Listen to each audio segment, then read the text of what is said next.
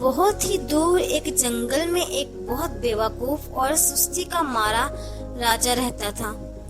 دنیا میں شاید ہی کوئی جانتا تھا کہ اس کی سلطنت کہاں واقع ہے۔ وہ سارا دن اپنے تخت پر لیٹا رہتا۔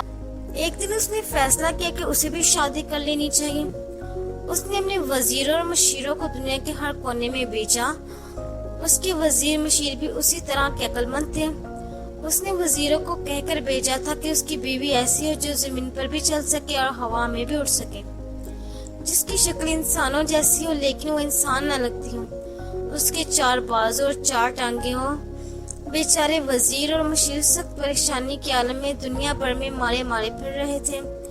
تبھی راستے میں ایک بہت عقل مند بوڑھا ملا جسے انہوں نے اپنی مشکل بتائی۔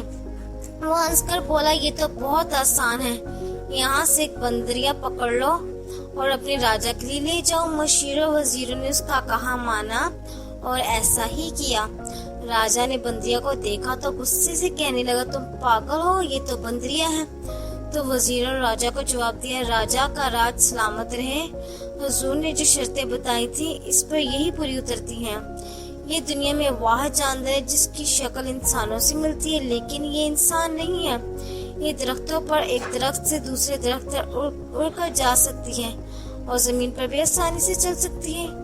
یہ ٹانگوں سے بازوؤں کا کام لیتی ہے اور بازوؤں سے ٹانگوں کا، اس لیے اس کی 4 ٹانگیں بھی ہیں اور 4 بازو بھی۔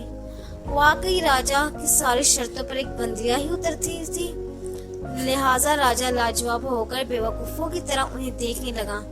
پھر بندریا ہے تو اس نے شادی کیا کرنی تھی، وہ ساری عمر کنوارا ہی رہا۔ لیکن لوگ بندریا کو نہیں بولے اور راجا کی غیر موجودگی میں اسے بندریا کا شوہر ہی کہتے رہے۔